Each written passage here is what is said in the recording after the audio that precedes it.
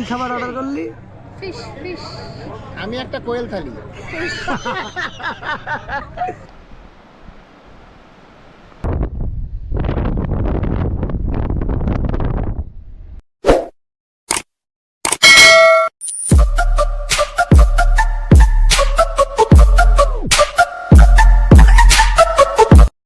Hello, welcome back to my channel. তো আমরা যাচ্ছি দার্জিলিং। ভিডিওটা স্কিপ না করে তোমরা শেষ অবধি দেখতে থাকো। তো এত কথা না বাড়িয়ে এখন ভিডিওটা শুরু করা যাক। আমরা বেরিয়েছিলাম 7:30 8টা নাগাদ, গেছি 34 নম্বর রোড হয়ে। আগে রোডটার নাম ছিল 34 নম্বর, এখন কি নাম হয়েছে সেটা আমি জানি না। আমি যেটা জানি সেটাই আমি তোমাদেরকে বলছি। দার্জিলিং মেলের টাইমেই কিন্তু আমরা বেরিয়েছি, তাও আমরা যাচ্ছি বাইক আর হাবড়া থেকে। তো দার্জিলিং মেলের অনেকটা আগে আমরা পৌঁছেছি, গিয়ে আমাদের মোটামুটি 1 থেকে 1.5 ঘন্টার রেস্টও নেওয়া হয়ে গিয়েছিল। তো রাত্রির বাজে 10:30, এখন আমরা দাঁড়িয়েছি পাপ্পুদার ধাবায় ডিনার করতে। এই যে তোরা ঘুরতে এসেছিস, কেমন লাগছে কেমন বল? ফাটাফাটি, এক্সপিরিয়েন্স হবে কেমন? না, কোনো কথা হবে না। সুন্দর। সেই সেই কি খাবার অর্ডার করলি? Fish fish. আমি একটা কোয়েল থালি। ভাই তুই কি অর্ডার করলি? আমি মুরগি। মুরগি গাড়িটা যে দোকান চালালি কেমন লাগছে? অসাধারণ অসাধারণ, কোনো কথা হবে না, কোনো কথা হবে না। তাহলে কথা বলো কেন? ধাবাটার নাম জানো কি? আমরা এখন খেয়ে দিয়ে পটি করতে যাবো।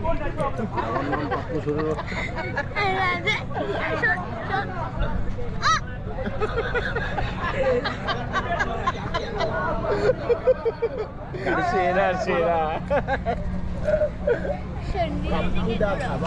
যাই হোক, আমরা এখন সবাই পাপ্পু ধাবায়। এই বলছি, খেয়ে দিয়ে কি সারা রাত গাড়ি চলবে তো?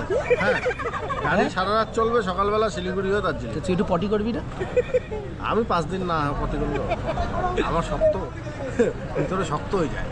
ডিনারটা কমপ্লিট করেই আবার আমরা আমাদের বাহন নিয়ে পথ চলা শুরু করেছি দার্জিলিংয়ের উদ্দেশ্যে। আমরা গেছি মোট 9 জন। এখন এই মুহূর্তে গাড়িতে রয়েছি আমি, আমার বর, সুপ্রিয়দা আর অর্ঘদা। অর্ঘদা রয়েছে ড্রাইভিং সিটে। অর্ঘদাই গাড়িটা চালিয়েছে সারাটা রাস্তা। খুব জোর হলে আমরা 2 থেকে 3 বার, না 3 বারই দাঁড়িয়েছি একটু টি ব্রেক নেওয়ার জন্য। বাকিটা টাইমে আমরা দাঁড়াইনি, পুরোটা রাস্তায় আমরা চলেছি। আমি তো বেশিরভাগ টাইমে ঘুমিয়েছি, কিন্তু যখনই এই রাস্তাটায় এসেছে তখন তো মনে হচ্ছে এই দেখতে পাবো আমি পাহাড়টা একটু সামান্য দেখতে পেয়েছি, তাতেই আমি লাফিয়ে উঠেছি। এতটা শান্তি লেগেছে। পাহাড় মানেই হচ্ছে শান্তি। আমরা গেছি রোহিণী রোড হয়ে।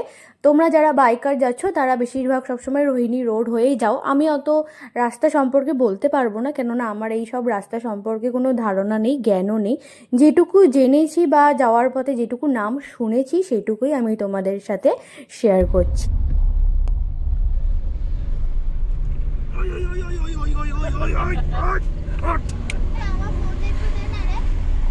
তোর ফোন আমার কাছে নাকি যে দেবো? ওই দেখ, একবারে ধর সুব্রত ডান দিকটা কত করে উঠছে দেখো। রাস্তাগুলো এক একটা টাইমে এতটাই উঁচু ছিল, কি আর বলবো তোমাদেরকে। যারা যারা গেছো তারা তো সবাই জানো, আমার নতুন করে বলার কোনো কিছু নেই। এক একটা টাইমে প্রচুর উপরে উঠে যাচ্ছে, আবার এক একটা টাইমে অনেকটা নিচে নেমে যাচ্ছি। যখনই নিচে নামছি বারবার মনে হচ্ছিল এই যা নিচেই তো নেমে গেলাম, ওপরে কোথায় উঠলাম। তারপরে দেখছি না, অনেকটাই ওপরে উঠেছি। বাইরের সাইডের দিকে যখনই তাকাচ্ছি তখনই বোঝা যাচ্ছে যে কতটা ওপরে উঠেছি। বাইক আর আসার মজাটাই কিন্তু অনেকটা আলাদা। ট্রেনে আসলে তো ট্রেনে যেটুকু সাইড দিয়ে দেখা যায় ওইটুকুই, কিন্তু বাইক আর আসলে অনেকটা ঘুরে ঘুরে সুন্দর দৃশ্যগুলো অনুভব করতে করতে, ফিল করতে করতে আসা যায়। যেরকম রাতের রাস্তাটা বা রাতের জায়গাটাকে আমরা অনেকটা অনুভব করেছি। রাতে বেরোতে হয়তো সবারই ভালো লাগে, আমার তো খুবই ভালো লাগে। তাও আবার যদি যাওয়া যায় দার্জিলিংয়ে, তো সেই রোডগুলোতে আরোই সুন্দর হয় দেখতে। খুবই মজা করেছি, খুবই এনজয় করেছি। হ্যাঁ, কিছু কিছু টাইমে আমি ঘুমিয়ে পড়েছিলাম, চোখটা লেগে গিয়েছিল, কিন্তু পুরোটা টাইম আমি ঘুমাইনি। আমি দেখেছি সুন্দর দৃশ্যগুলো চোখ ভরে, অনেকটা আনন্দ নিয়েছি, অনেকগুলো মেমোরিজ নিয়ে আমি বাড়িতে এসেছি।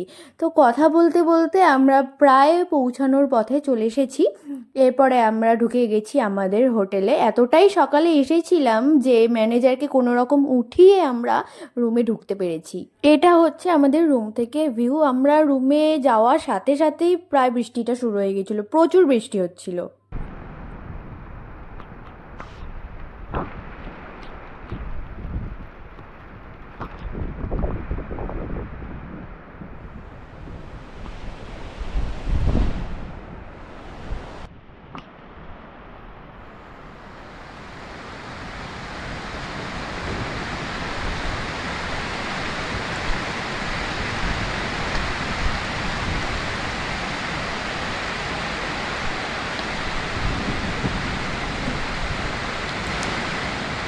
বৃষ্টিটা অনেকটা টাইম ধরে হয়েছিল, একটা টাইমের বৃষ্টিটায় বরফ পড়ছিল এইরকম অবস্থা। তো আমরা বাইরে গিয়ে দেখি যে গাড়ির ওপরের এইরকম অবস্থা হয়ে রয়েছে বরফ পড়ে। তো খুবই ভালো লেগেছিল যে এসে এরকম একটা দৃশ্য দেখতে পেরেছি আমরা। এই যে স্নোফলটা হলো তোদের কেমন লাগছে, রিয়াকশনটা কি? হ্যাঁ, এই যে স্নোফল দেখলি আজকে দার্জিলিং এ, খুব সুন্দর, হ্যাঁ খুব সুন্দর, শিল মাখানো স্নো। হাত্তরি মাখ। হ্যাঁ জিবি, এই তুই স্নোফলটা দেখলি কেমন লাগছে? এটা আবার মুখটা এরকম করছিস কেন? ঠান্ডা লাগছে? মজা লাগছে? একটু বরফ ধর হাতে না। এই স্নোটা কিরকম স্নোফল হচ্ছে বল? সুন্দর। হ্যাঁ,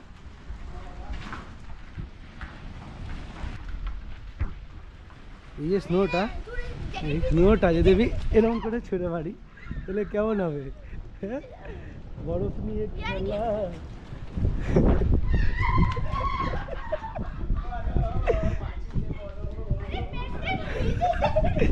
কেমন লাগছে বল? বলছে অর্ডার এখন হবে না নাকি? তাহলে কি করবে? সুপ্রিয়তা বড় মানতে গেছে, সুপ্রিয়তা বড় মানতে গেছে।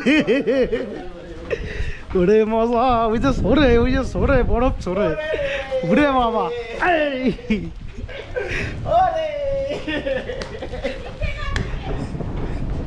আমরা ব্রেকফাস্টটা বাইরে থেকেই সেরে নিয়েছিলাম। অনেকটা সকালে পৌঁছানোর কারণে হোটেলে যে স্টাফরা থাকে তারা ব্রেকফাস্টটা দিয়ে উঠতে পারেনি আমাদেরকে, আর আমাদের প্রচুর খিদেও পেয়ে গিয়েছিল, তাই বাইরে থেকে সেরে নিয়েছিলাম। তারপরে ব্রেকফাস্ট করে আমরা আবার হোটেলে গিয়ে রেডি হয়ে নিয়েছিলাম বেরোবো বলে। তাহলে এখন আমরা কোথায় যাচ্ছি ঠিক করে বল, এরকম করে বলবি তো, এটা আমি দেবো, আপলোড করবো। ঘুরতে। এটা আমি তো এমনি টেস্ট করছি দে। টেস্ট এটা সত্যি, তুই কোথায় যাচ্ছিস এখন? ঘুরতে কোথায় মেলে গিয়ে কি করবি? কিছু করবো। কি অবস্থা! আরো কি সুন্দর সাজছিস তো নাকি? হ্যাঁ, এই যে মেকআপ ফেকআপ রয়েছে, নেপালি মেয়ে দেখাতে নিয়ে যাবো। তোকে কি নেপালি একটা মেয়ে দেখাবো? বিয়ে করতে হবে তো, বাড়ি ফাড়ি বানা ফেলছিস। একদম একদম হ্যাঁ, একদম। 5,000 স্কোয়ার ফিট ছাদ, তো কাছে যা। আগর দেখি হ্যাঁ যা। অর্ঘদা কি করে? আর গেঞ্জি জাঙ্গিয়া পড়ে, জাঙ্গে বড় হয়ে গেছে, রূপার গেঞ্জি জাঙ্গিয়ার অ্যাড দেয় তো, সেটা এখন পড়তেছে। রূপা ফ্রন্ট লাইন। এবার এটা পছন্দ। কেমন সবজি? ভালো সবজি, সবজি দেখেন, সবজি। ও ঝিমি, সবজি সবজি। এই যে তুই ঘুরতে, এই যে তুই ঘুরতে এসছিস, তোর কেমন লাগছে? হ্যাঁ, খুব ভালো সত্যি। হ্যাঁ, রুমে পৌঁছে আমরা বেশিক্ষণের জন্য রেস্ট নিয়ে সময় নষ্ট করিনি। যতক্ষণ বৃষ্টিটা পড়েছে ততক্ষণ অবধি রুমের মধ্যে ছিলাম, সেটা হয়তো 1.5 থেকে 2 ঘন্টা এরকম হবে। তারপরেই আমরা রেডি হয়ে বেরিয়ে পড়েছিলাম মেলের উদ্দেশ্যে। ঘুরতে এসেছি মানে ঘুরবো, মজা করব, আনন্দ করব, শপিং করব, তাই না?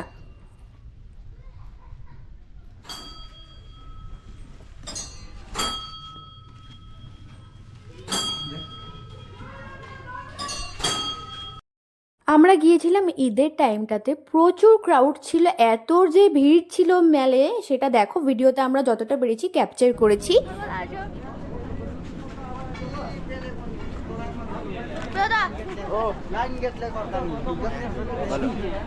হ্যালো, কিছু বলবে? আমরা এখন মেলের দিকে যাচ্ছি।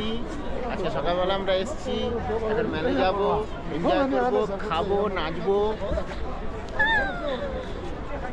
এখানে আমি আর আমার বর গল্প করতে করতে যাচ্ছিলাম। আমার বর এই জায়গাটা সম্পর্কে আমাকে বলছিল, ওর কাজের ক্ষেত্রে মাঝে মাঝে এইসব নর্থ বেঙ্গলের দিকে আসাই পড়ে, কিন্তু আমার এটা ফার্স্ট টাইম ছিল দার্জিলিংয়ে আসার। তো আমি হয়তো শপিং সম্পর্কেই কিছু বলছিলাম, মেয়েরা ঘুরতে আসবে আর শপিং করবে না সেটা তো হয় না। এই জায়গাটা থেকে আমরা চা নিয়েছিলাম, সেটা আমরা এখনও খাই, আর এই হোটেলটাতে স্টে করেছিল আমাদের বাকি ফ্যামিলি মেম্বাররা।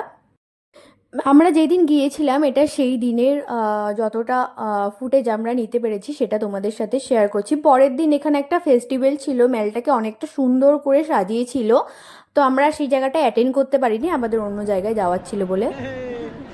কাকে পেয়েছি দার্জিলিং এ এসে আমরা? খুঁজে পাইছি। বাবান সওদাগর। কেমন লাগছে ঘুরতে? ভালো লাগছে? কতটা? অনেকটা। এই বরফ কেমন দেখলি? বরফ বিশাল পড়েছে, গাড়ি উপরে পুরো ভরে আছে, বুঝেছো? পিওর টাকের উপরে পড়েছিল। তুই যদি জানতে পারে এসব বলছিস, তুই যা কেলাবে তোকে। তুই কই? ওই তো ঘরে। পটি করে পটি করে শালেট হোটেল বাবানরা এখানে স্টে করেছে। হ্যাঁ চল ভেতরে যাওয়া যাক। এটাই সেই বেসমেন্ট, এটা হন্ড্রেড বলেছিল ইউটিউব একটা ভিডিওতে বলেছিল হন্ড্রেড এটা।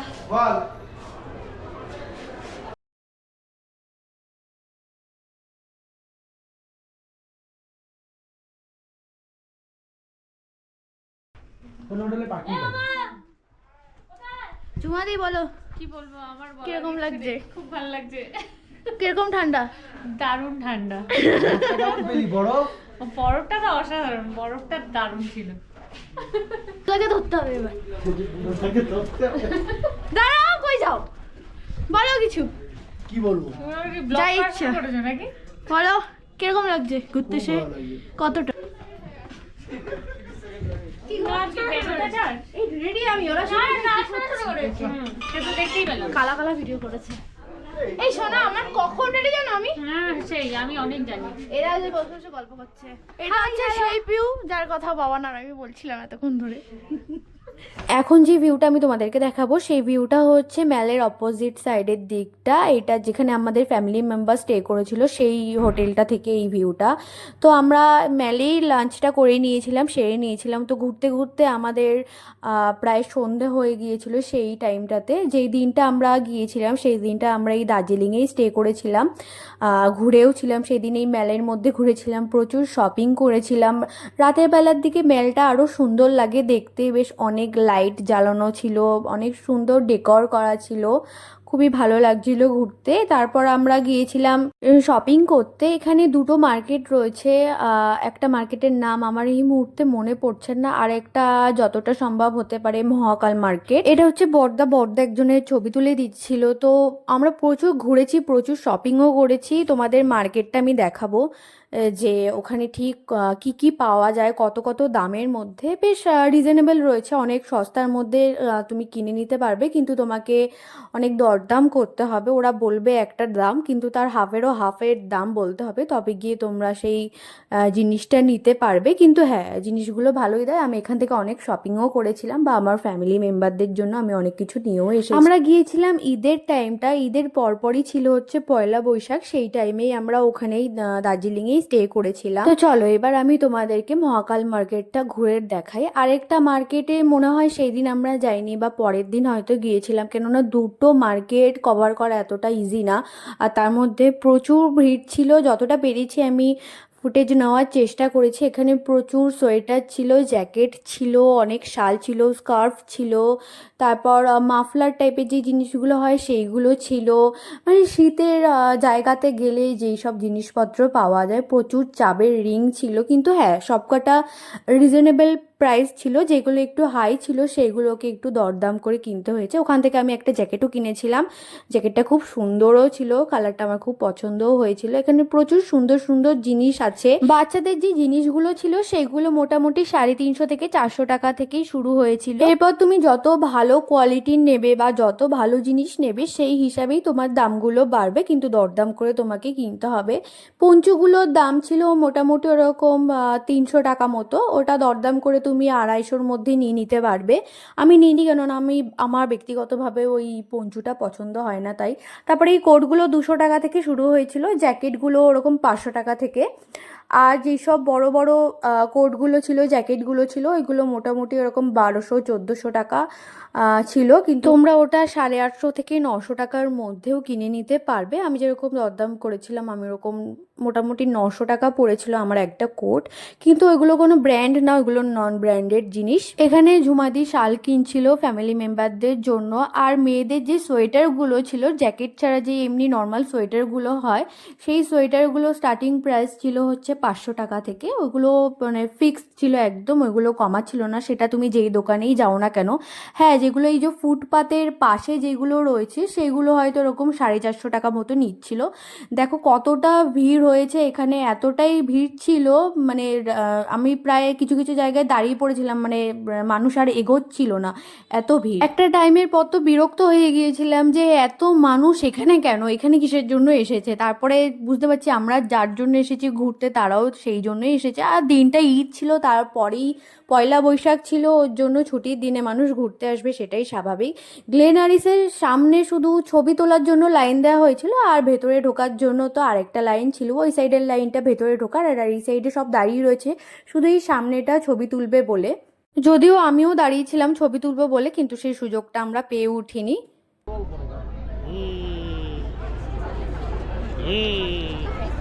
ভিড়টা কেমন? কেমন ভিড়? চরম চরম হ্যাঁ? চূড়ান্ত ভিড়।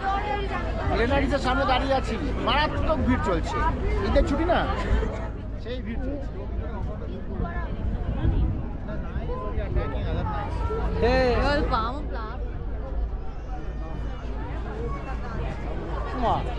ঈদ মুবারক সবাইকে।